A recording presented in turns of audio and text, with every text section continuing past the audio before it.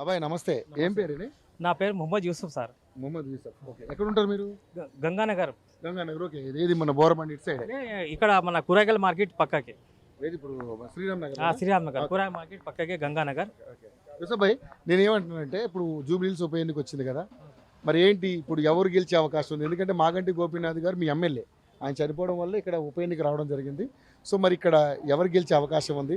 ఒకవైపు ఏమో కాంగ్రెస్ పార్టీ నుంచి నవీన్ యాదవ్ అంటున్నారు, ఒకవైపు ఏమో మాగంటి సునీత గారి మిస్సెస్ సునీత గారు ఒకవైపు, అదేవిధంగా బీజేపీ పార్టీ నుంచి లంకల దీపక్ రెడ్డి. ఎవరు గెలిచే అవకాశం? देखो सर, अभी तो जुबलीस कॉन्स्टिट्यूंसी एमएलए का जो इलेक्शन चल रहा ना साहब, तकरीबन लोगों क्या मालूम है, पैसे के लिए लोकल लीडर क्या है मालूम है, कांग्रेस में चले गए सर.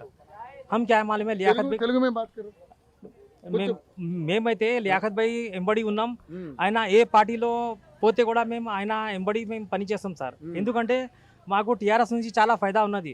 ఎందుకంటే ఏం జరిగింది? టీఆర్ఎస్ ఏం మంచి జరిగింది మీకు?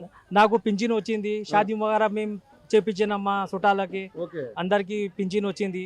ఇప్పుడు ఆయన 200,000కి 400 ఇస్తామని ఇప్పటిదాకా ఇవ్వలే. 4,000 వాళ్ళకి 6,000 ఇస్తామని చెప్పలే.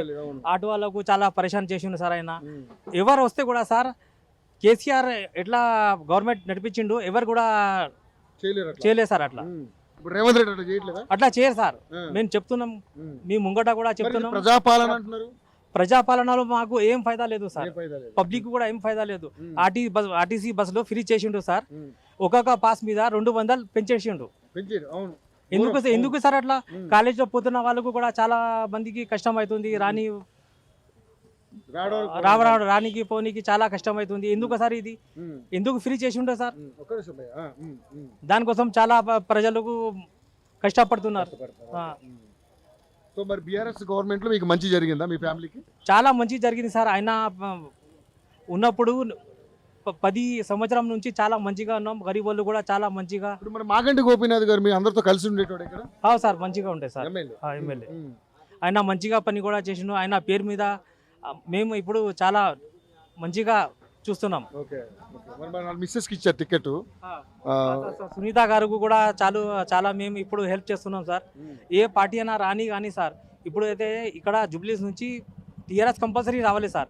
ఎందుకంటే ఇక్కడ చాలా గరీబ్ వాళ్ళు ఉన్నారు సార్. ఆ జూబ్లీస్ బంజారా చెరువు పైసలు వాళ్ళు ఉన్నారు. ఇక్కడ అయితే సలం ఎర్రగడ్డ, బురాబండ, యూసుఫ్ కూడా, ఇలాంటి కూడా గరీబ్ వాళ్ళు చాలా మంది ఉన్నారు సార్. వాళ్ళకు హెల్ప్ కావాలి సార్. ఏం హెల్ప్ చేయలేదు సార్ ఆయన. గోపీనాథ్ కూడా చేసిండు సార్, మంచిగానే చేసిండు. ఏం చేయలేదు సార్.